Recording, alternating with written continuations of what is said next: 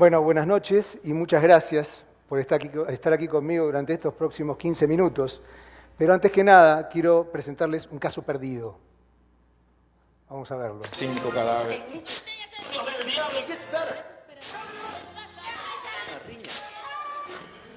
Cirujano psíquico. En pantalla. Profundamente. Anatómicamente. So golden brownie. Captaron de grueso calibre. El baño. Que aprovechen Vamos a reducir el alcohol. ¿Quieres ser una de ellas? Embarazado a la niña. Vamos a reabrir el caso porque este caso es culpable justamente de la gran contaminación que estamos sufriendo alrededor de todo el mundo, los seres humanos, por esta suerte de desecho mediático que nos está haciendo alejar día a día de los temas trascendentales que nos toca enfrentar. Hablamos de crisis alimentarias, hablamos de crisis climáticas, múltiples crisis que nos agobian y justamente por esta, entre comillas, o en realidad basura que recibimos día a día, nos estamos alejando de los temas cruciales. Bueno, gracias por estar conmigo. Aún así, a pesar de este caos audiovisual, yo sigo siendo un fiel creyente, como dijo mi amigo Roberto Sasso, en el poder de las imágenes cuando son bien llevadas, de los testimonios y de las historias para poder generar cambios de actitud tan necesarias para poder enfrentar todos los males que hoy sufrimos.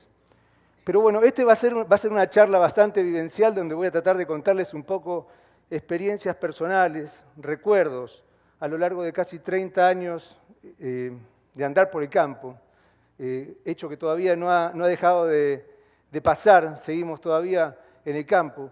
Y me siento un poco en estos momentos como ¿cómo les puedo explicar? Como una especie de cromañón que nació en la prehistoria de las comunicaciones y que se tuvo que poner un traje espacial, así como el astronauta Chang, para saltar al hiperespacio con las nuevas telecomunicaciones y demás, y las nuevas posibilidades que se nos brindan. Yo comencé mi trabajo muy joven, a los 23 años, como un corresponsal de guerra. Era fotógrafo de una agencia de noticias y me tocó, a mis 23 años, con más pelo y muchas menos canas que las que tengo ahora, de llegar a un Perú convulsionado por una guerra interna. Eran tiempos en que todavía en las agencias de noticias nos manejábamos con teletipos, así como en la guerra de Corea teníamos que tipear en unos papelitos y ponerlas así para poder mandar noticias. Viajar con 200 kilos de equipo para montar laboratorios en baños de hoteles, en el campo, en carpas, etcétera, para transmitir nuestras fotografías a través de señales en AM y en FM.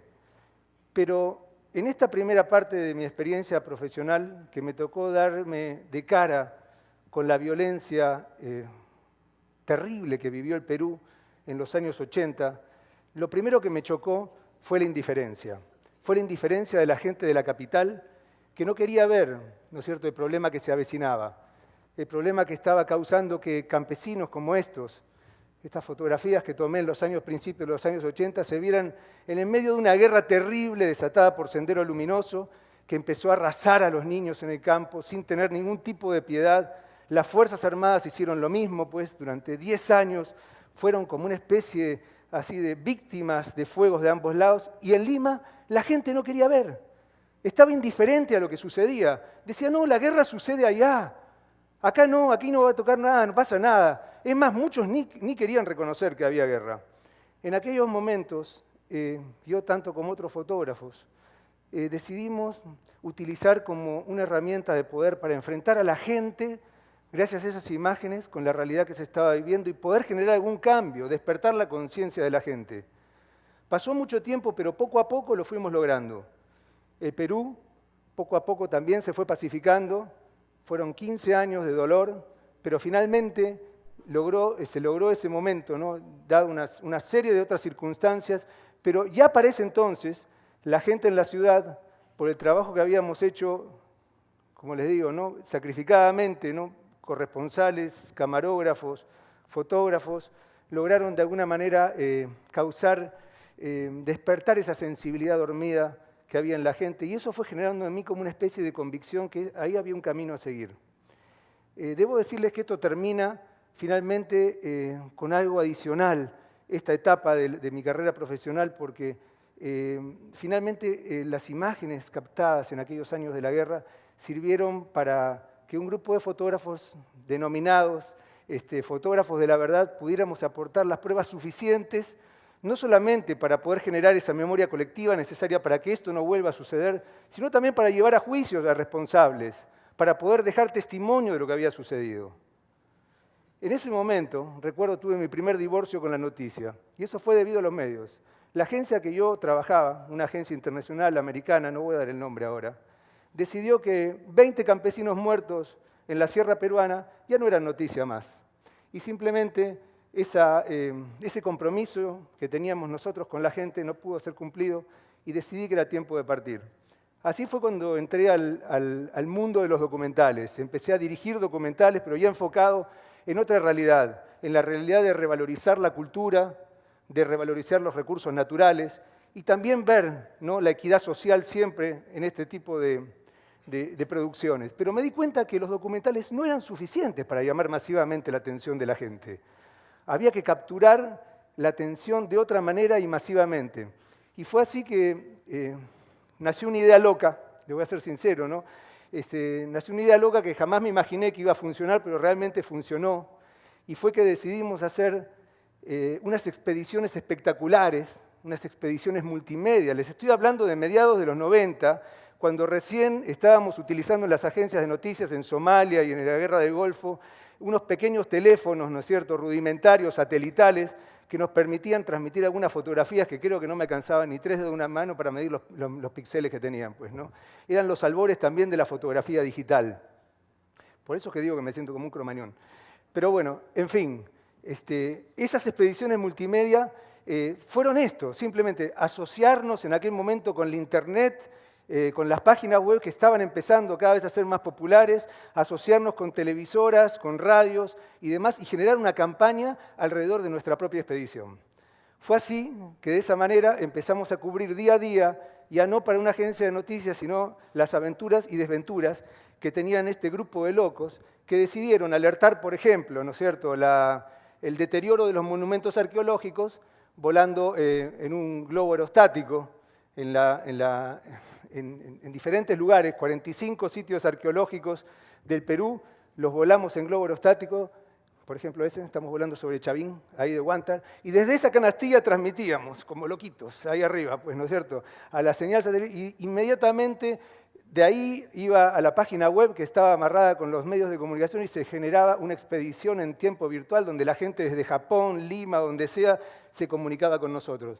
Estuvimos recorriendo durante 45 días la línea de fronteras, viajamos siguiendo ballenas desde la Antártida hasta Centroamérica para alertar sobre la necesidad de proteger los mares.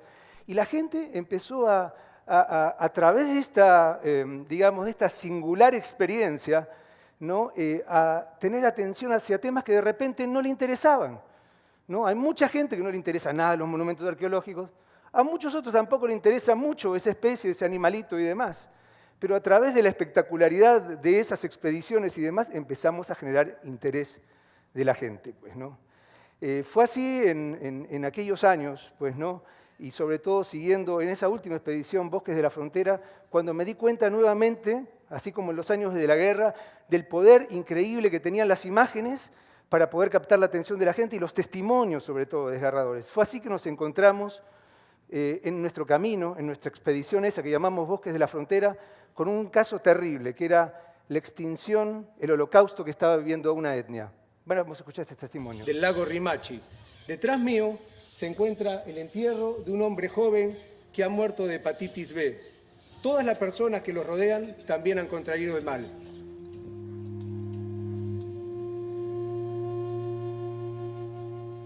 Se encuentra un 70% infectados con la hepatitis, más o menos. ¿Están abastecidos de medicamentos aquí en su posta? Actualmente estamos desabastecidos, lo que son los trazadores que debe contar el puesto con los medicamentos más importantes. Estamos desabastecidos.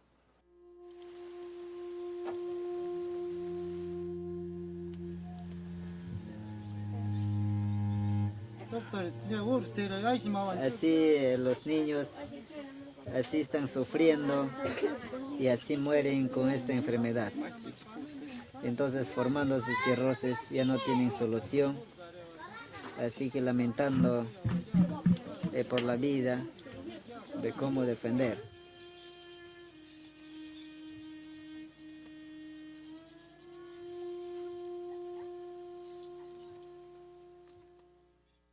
Nuevamente Los Invisibles. Y era increíble, ¿no? Cómo entrando casi al 2000, ¿no? Pudieran suceder estas cosas. Bueno, nuevamente, ¿no? En la ciudad no sabían nada, tardamos mucho en alertar sobre este tema, pero finalmente, gracias al poder de testimonios como estos, logramos llamar la atención de la comunidad internacional y no solo vacunamos a toda esa etnia, sino a toda la cuenca completa. 5 etnias más fueron vacunadas, salvándose de su extinción. Nuevamente, el poder de la imagen, de los testimonios y de los mensajes bien dirigidos podían romper esos corazones de piedra que a veces nos dominan, justamente por esa cultura caótica que presenté al principio. Y fue en ese momento que una fundación muy conocida aquí en Costa Rica, la Fundación Avina, le llamó la atención esta fórmula y me mandó a Panamá, porque allá en Panamá estaba sucediendo que la opinión pública, el público panameño no sabía que una isla que había sido penal durante mucho, mucho tiempo, estaba dejando de serlo, y que ahí querían entrar los grandes hoteles, los campos de golf, etc. Y esta isla era bueno, un lugar que albergaba una de las biodiversidades marinas más grandes del planeta, 85% de la isla cubierta de bosques tropicales, pero iba a ser convertida en un desastre, básicamente, ¿no? Ahí nos juntamos otros cromañones como yo, ¿no? E hicimos una campaña muy fuerte donde intentamos a través de documentales, artículos, etcétera, nuevamente generar un cambio. Pero no lo lográbamos, no lográbamos entrar esto. Y una cosa que me llamó muchísimo la atención y se los quiero presentar ahora, fue el caso de un bebé delfín y una madre delfín muriendo en una arena en las playas de Coiba. Ahí están viendo las imágenes, pues, ¿no? Lo encontramos ahí, esa madre y ese bebé delfín, que ayudó muchísimo, ¿no? A generar lo que ahora les voy a contar. Habían sido cercadas por redes de trasmayo, estaban falleciendo en una arena, en las playas esas de Coiba, pues, ¿no? La ven al fondo de la isla, pues, ¿no? Durante horas hemos tratado de sacar adelante estos animales y no se podía. Hemos registrado ese drama y lo filmamos tal como si fuera una telenovela. Al mismo tiempo tratando de recuperar la vida de estos lindos y bellos animales tan carismáticos, ¿no? Finalmente estos animales los logramos recuperar, los llevamos mar adentro, ¿no? y salieron libres y se convirtieron en excelentes aliados, porque todo lo que no pudieron hacer los científicos que entrevistamos, los ambientalistas que daban su opinión acerca de los beneficios económicos de conservar la isla, ante la opinión pública, este caso de telenovela hizo que la opinión pública panameña se diera vuelta, ¿no? y dijeran, sí, queremos conservar Coiba.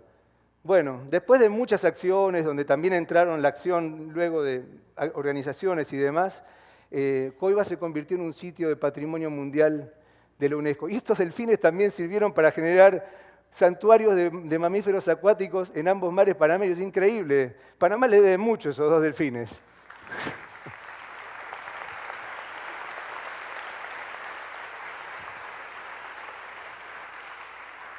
Esa semillita que nació allá en Panamá con la Fundación Albatros Media, así nació Albatros Media, ¿no? Y comprobamos que la cosa funcionaba. Bueno, recibimos ahí, por suerte, financiamiento, ¿no? Nos convertimos en unos bichos raros porque andamos regalando programas de televisión a más de 80 canales de televisión en América Latina en estos momentos, pues, ¿no? Estamos llegando a millones de personas, estamos tratando de tratar temas que pasan inadvertidos, a veces por algunos medios, pues, ¿no? Y bueno, hasta el día de hoy, ¿no? Actualmente estamos produciendo un programa de televisión de 1 hora de duración, en miniseries que tratan de alertar sobre el cambio climático, la equidad social, pero no los voy a aburrir, mejor los dejo con lo que mejor sabemos hacer, con las imágenes que creo que van a hablar por sí solas, y después volvemos.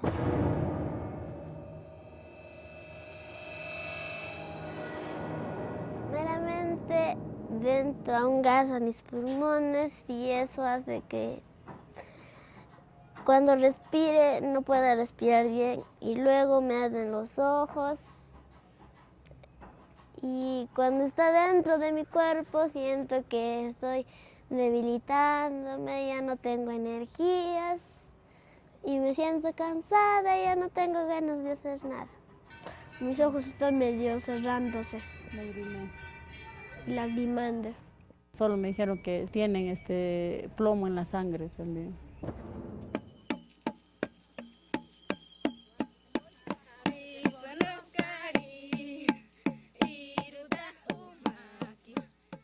Toda la ecología, toda la biodiversidad, toda la reserva de la biosfera. Tenemos que cuidar ambos, pero darle poder a los pueblos indígenas que venimos cuidando hace milenios de años. Yo quiero dejar en paz todo lo que hay en peligro para mis futuras generaciones, para el mundo. Qué mensajes poderosos, ¿no?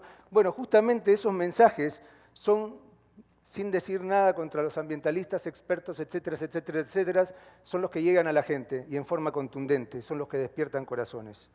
Actualmente hemos crecido, ¿no? Nos hemos dobles bichos raros, pues, ¿no? Porque estamos trabajando con tecnología que tal vez no está muy disponible en los medios de comunicación actual. Y hemos logrado asociación con alrededor de media docena de agencias de Naciones Unidas y otras organizaciones más que nos ayudan a poder complementar nuestros presupuestos para así viajar por toda América Latina y el Caribe buscando justamente estas historias. Voy a mostrarles de qué manera trabajamos.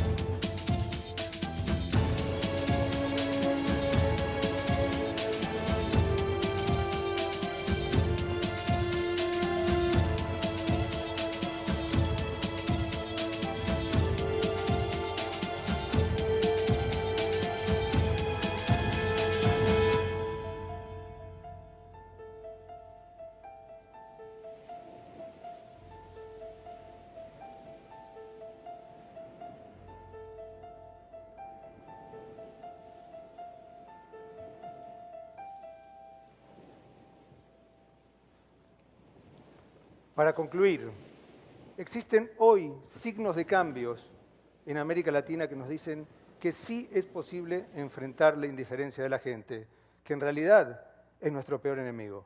Muchas gracias.